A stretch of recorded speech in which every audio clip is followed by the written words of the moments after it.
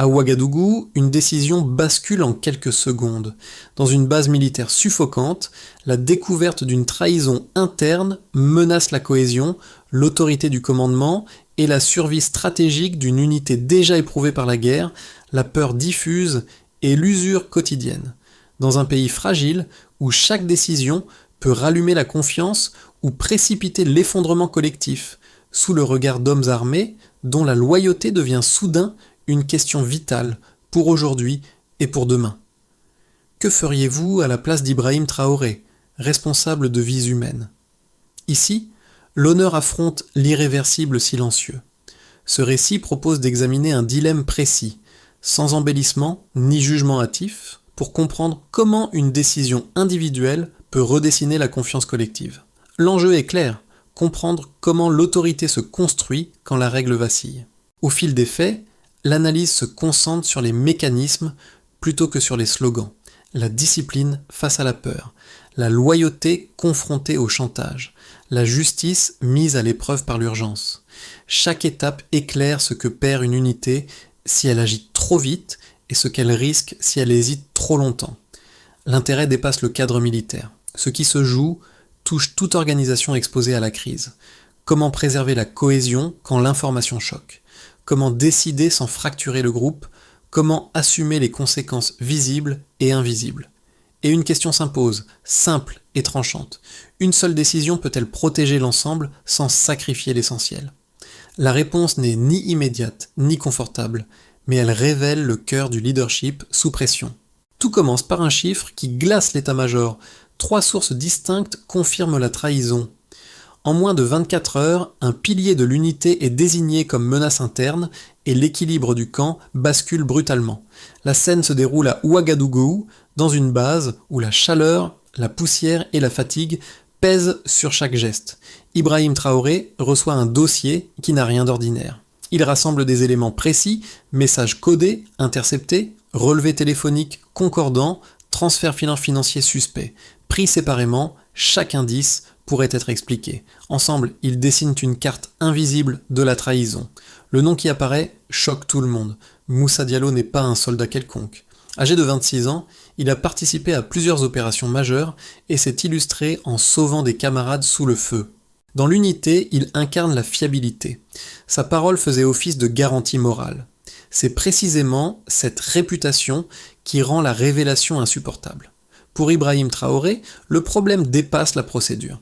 La tradition militaire impose une réaction immédiate, neutraliser la menace avant qu'elle ne se propage.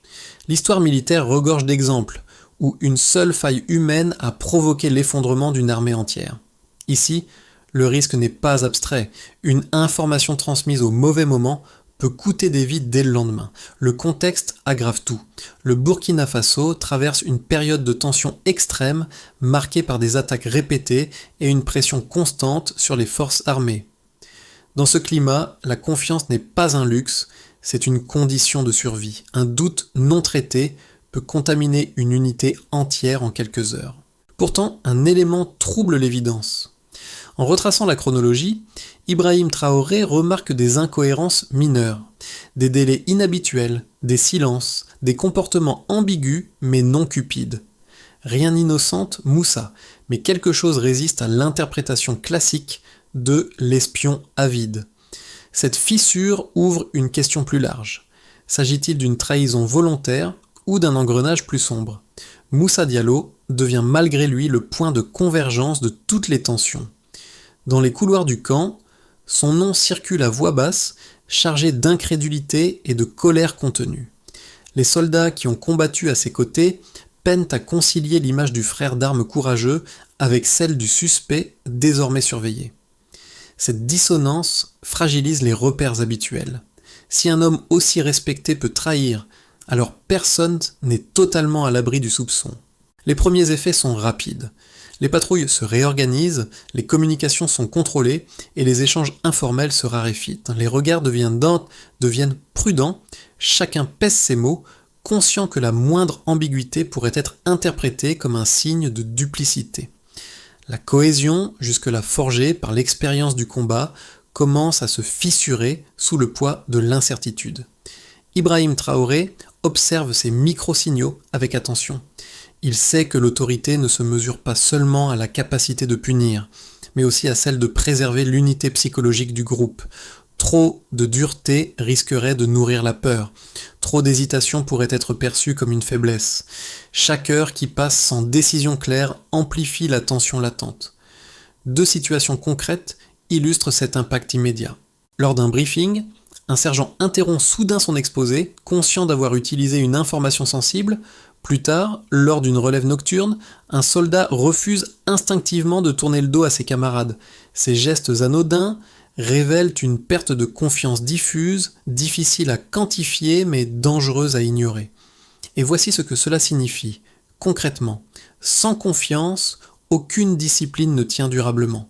À ce stade, le dilemme n'est plus seulement juridique ou moral. Il touche à la capacité même de l'unité à fonctionner dès le lendemain. La décision à venir déterminera si la peur s'installe ou si un nouvel équilibre peut émerger. Tout bascule à partir d'un avant et d'un après clairement identifiables. Avant, l'unité fonctionne sous une routine rude mais maîtrisée, rythmée par les patrouilles, les briefings et une discipline sans discussion. Après la découverte du dossier, chaque geste devient chargé de soupçons. Le déclenchement est silencieux, presque administratif. Un dossier posé sur un bureau, une lecture attentive, puis le poids immédiat de ce qui ne peut plus être ignoré. Ibrahim Traoré comprend alors que la situation exige plus qu'une application mécanique du règlement. Le premier mouvement est celui de la vérification. Rien n'est laissé au hasard. Les transmissions sont recoupées, les horaires comparés, les flux financiers examinés ligne par ligne. Cette phase, froide et méthodique, vise à éliminer toute erreur possible. À mesure que les confirmations s'accumulent, le champ des options se rétrécit. La certitude progresse, mais elle ne s'accompagne pas de soulagement. Au contraire, plus la preuve devient solide, plus la décision à prendre s'alourdit. Le point culminant survient lorsque Moussa est convoqué. L'entretien se déroule dans un bureau dépouillé, sans témoins inutiles. Le face-à-face est bref mais dense. Moussa nie d'abord, puis se tait. Le silence qui suit est plus éloquent que n'importe quel aveu. Ibrahim Traoré ne crie pas, ne menace pas. Il expose les faits un à un, laissant à son interlocuteur le temps de mesurer l'ampleur de ce qui est connu. Ce moment cristallise tout, l'autorité, la loyauté passée et la rupture irréversible du lien de confiance. À ce stade, la logique militaire pousse vers une issue immédiate. L'exécution est prévue par les textes, pensée comme un signal fort destiné à préserver l'ensemble du groupe. Plusieurs officiers attendent cet ordre, convaincus qu'il s'agit de la seule manière d'éviter la contagion du doute. La pression collective se fait sentir, même sans paroles explicites. Chaque regard semble rappeler que l'exemple doit être donné vite. Pourtant, les répliques commencent à se manifester avant même toute annonce officielle. Des discussions éclatent entre officiers, parfois tendues, parfois murmurées.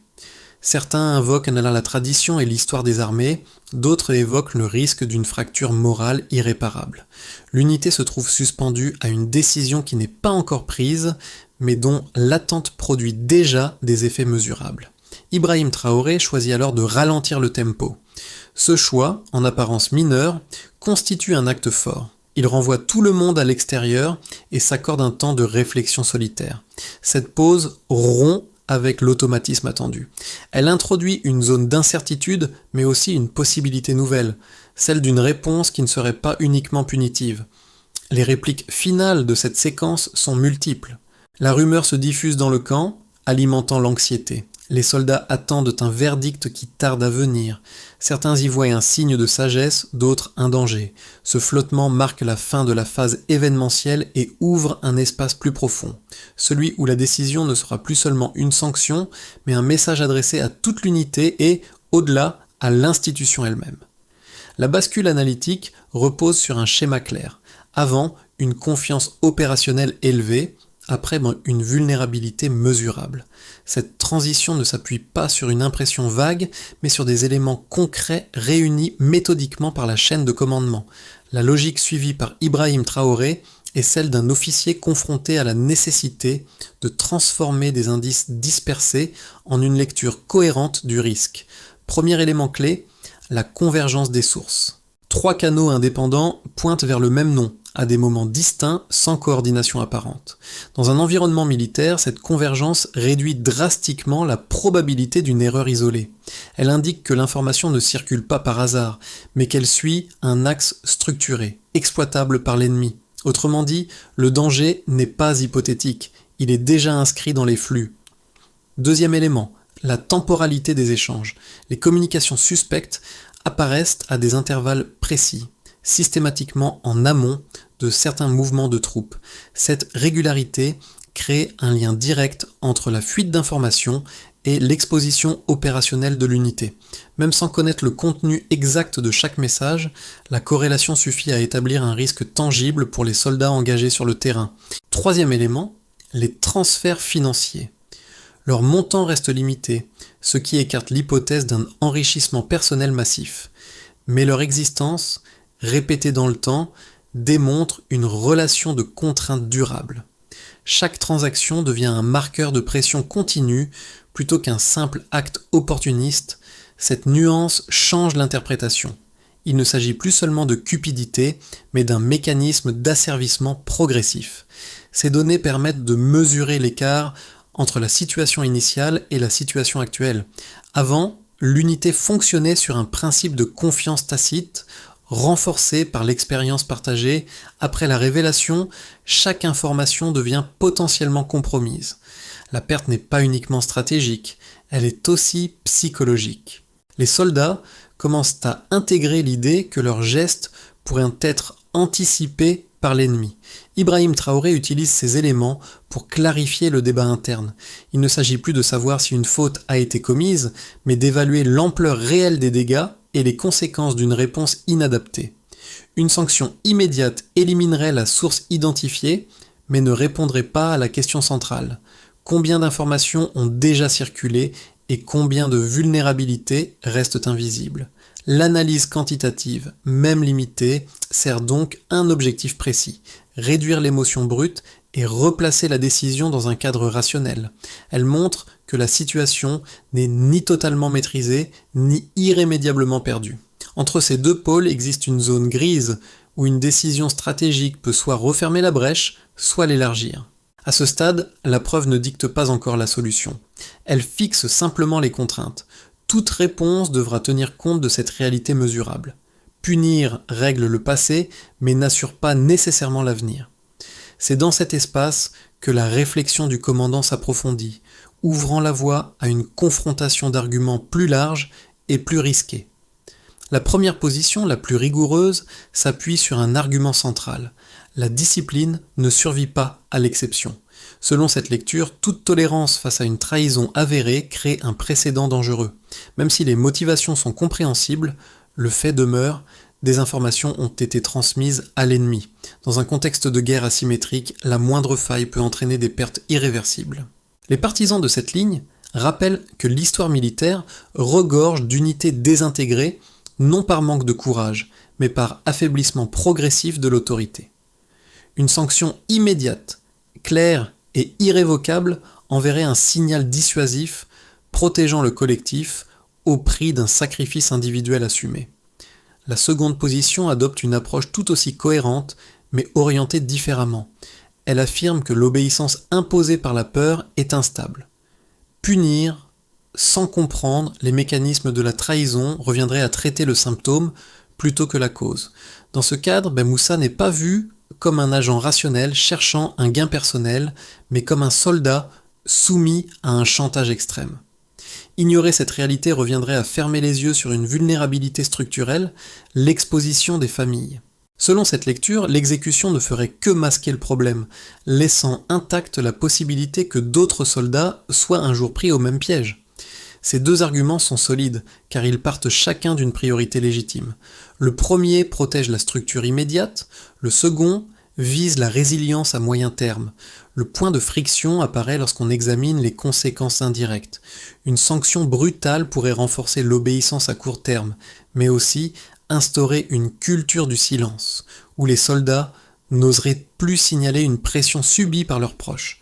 A l'inverse, une approche plus nuancée pourrait préserver la parole, mais fragiliser l'idée d'une règle intangible. Ibrahim Traoré se retrouve précisément à cet endroit inconfortable où aucune option n'est neutre. Les données disponibles montrent que la trahison n'est pas isolée à une logique d'argent, mais liée à une contrainte humaine identifiable. Ce constat ne disculpe pas l'acte, mais il en modifie la lecture stratégique. La réfutation finale ne consiste pas à invalider l'une des positions, mais à les hiérarchiser dans le temps. La discipline est indispensable, mais elle ne suffit pas si elle empêche d'anticiper les prochaines failles. À ce stade, la question n'est plus qui a tort, mais quelle réponse réduit le risque global demain.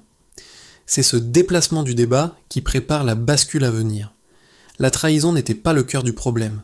Ce constat s'impose brutalement au milieu du raisonnement. Jusqu'ici, tout semblait opposer une faute à une sanction. Mais en déplaçant le regard, Ibrahim Traoré comprend que l'enjeu réel se situe ailleurs, dans la manière dont la guerre transforme les failles humaines en armes stratégiques. La trahison de Moussa n'est pas un événement isolé, elle révèle une méthode systémique utilisée par l'ennemi pour infiltrer, contraindre et désorganiser sans affronter directement la force militaire.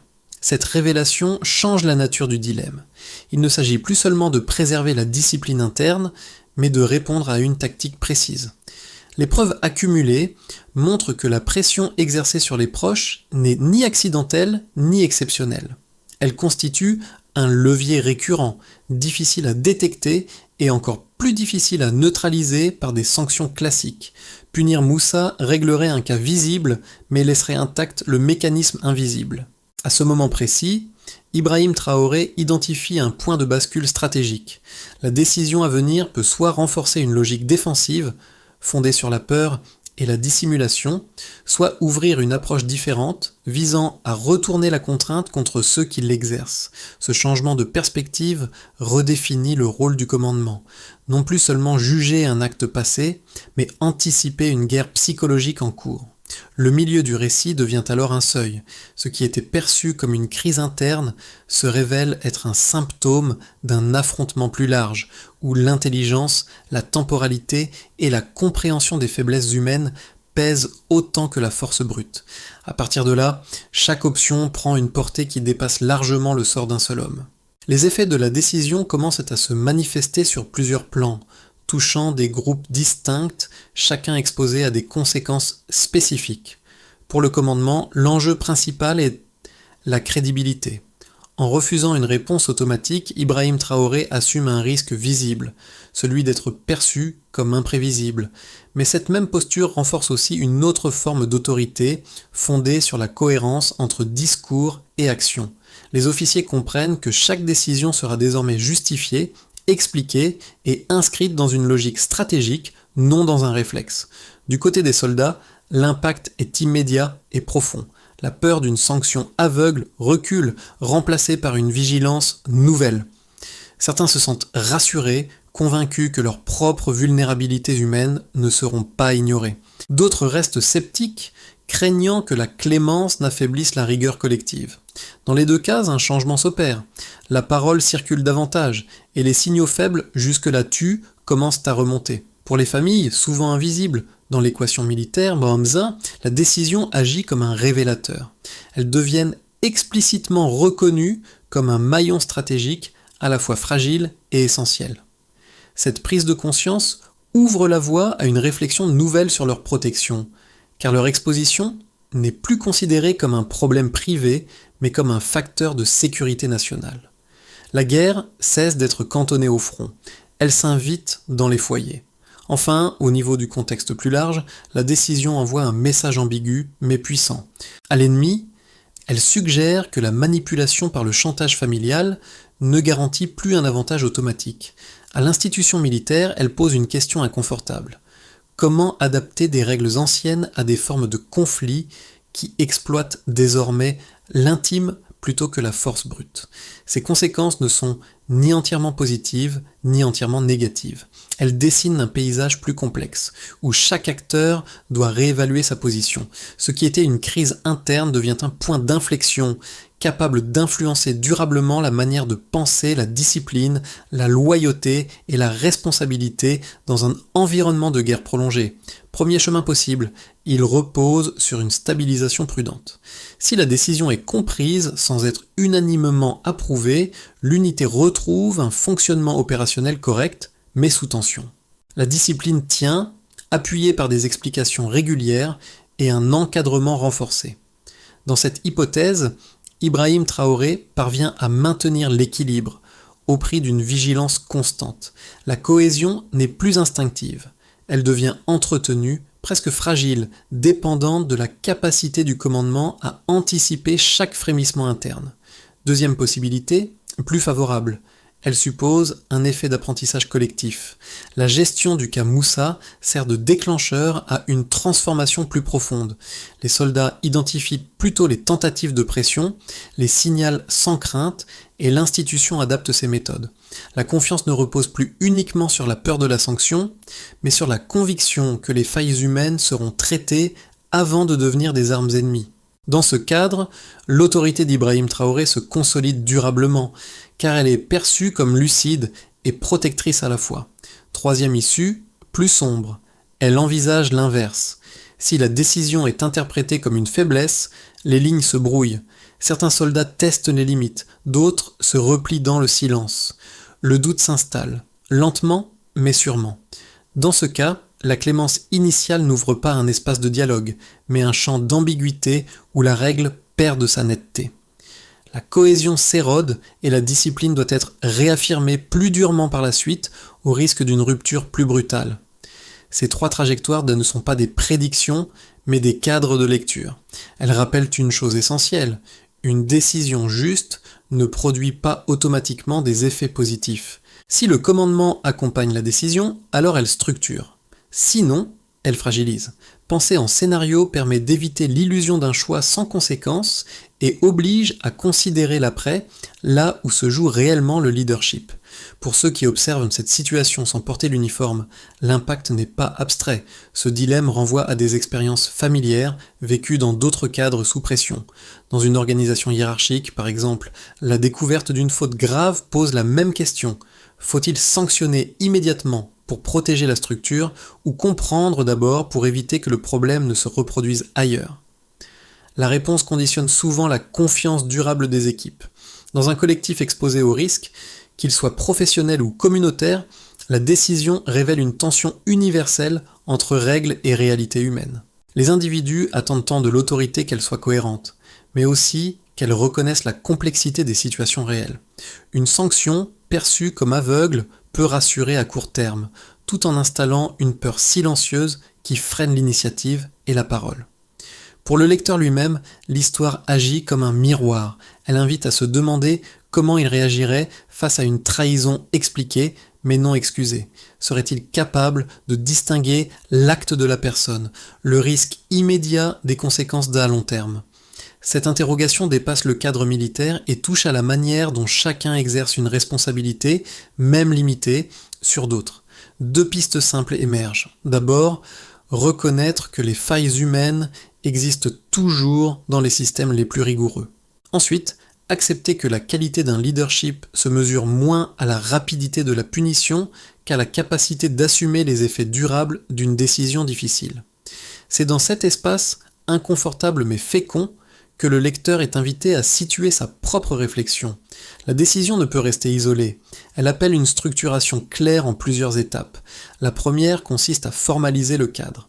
Ibrahim Traoré insiste sur un principe simple, rappeler la règle sans ambiguïté, tout en expliquant publiquement pourquoi une exception encadrée a été envisagée.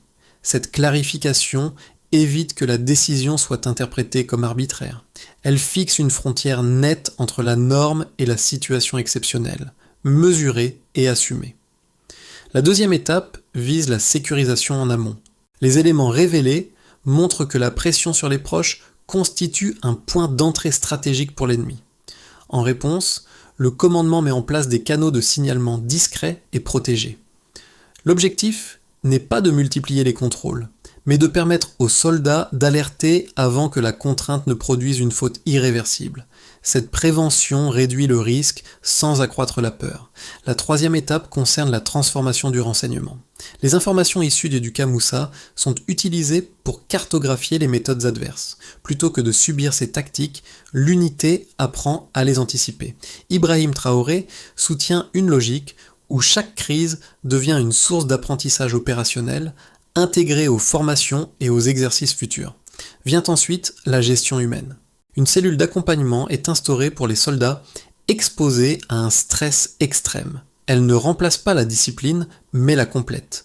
L'idée est simple. Un soldat soutenu est moins vulnérable à la manipulation. Cette approche reconnaît que la robustesse morale est un facteur de sécurité au même titre que l'équipement ou l'entraînement. Enfin, la dernière étape concerne la mesure dans le temps.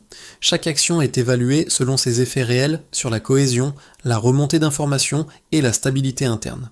Cette logique évite de figer la décision dans un symbole. Elle permet d'ajuster, de corriger et, si nécessaire, de durcir ou d'assouplir les réponses. Ainsi, la trajectoire dessinée ne cherche pas à effacer la faute, mais à réduire durablement le risque collectif. Elle transforme une crise ponctuelle en levier de résilience, à condition d'être suivie avec constance et lucidité. Le récit revient alors à une image simple, presque immobile. Un bureau nu, une carte épinglée au mur, et le silence après la décision. Ce lieu, déjà évoqué plus tôt, devient le symbole d'un moment où le pouvoir cesse d'être abstrait pour devenir profondément personnel. Ibrahim Traoré n'y apparaît plus seulement comme un officier appliquant des règles, mais comme un homme assumant les conséquences humaines d'un choix imparfait, mais conscient. Ce qui demeure n'est pas l'exception elle-même, mais le message qu'elle imprime durablement. En refusant la facilité d'un verdict automatique, Ibrahim Traoré accepte une forme de solitude propre au commandement. Il sait que toute décision nuancée expose à la critique, parfois plus violemment qu'une sanction brutale. Pourtant, c'est précisément cette prise de risque morale qui redéfinit la notion d'autorité aux yeux de ceux qui la subissent et de ceux qui l'exercent. Moussa, relégué au second plan, cesse d'être un simple cas disciplinaire. Il devient un rappel vivant des failles possibles, mais aussi des marges de réparation. Sa trajectoire n'est ni héroïque ni effacée. Elle reste suspendue comme une dette morale que l'unité porte collectivement. La phrase qui s'impose alors, nette et sans détour, pourrait être celle-ci. Le courage d'un chef se mesure quand aucune option n'est juste. Ce constat ferme la boucle émotionnelle, ouverte plus tôt, laissant une impression durable, non de certitude, mais de gravité assumée. Cette histoire ne se referme pas sur une certitude confortable. Elle laisse au contraire une question ouverte, adressée bien au-delà du camp militaire. Car ce qui s'est joué ici concerne toute communauté confrontée à la faute, à la peur et à la responsabilité. Lorsque la règle rencontre l'humain, il n'existe pas de solution sans coup, seulement des choix qui révèlent une vision du pouvoir et du lien collectif. Ibrahim Traoré n'est pas présenté comme un modèle à imiter aveuglément, mais comme un révélateur. Son geste invite à interroger la place accordée à la nuance dans des systèmes conçus pour l'efficacité et la rapidité. Faut-il toujours punir pour préserver l'ordre, ou parfois comprendre pour préserver l'avenir ? La réponse dépend moins des textes que de la finalité que l'on assigne à l'autorité. Pour le lecteur, l'enjeu est clair. Cette réflexion peut s'appliquer à un cadre professionnel, familial ou civique.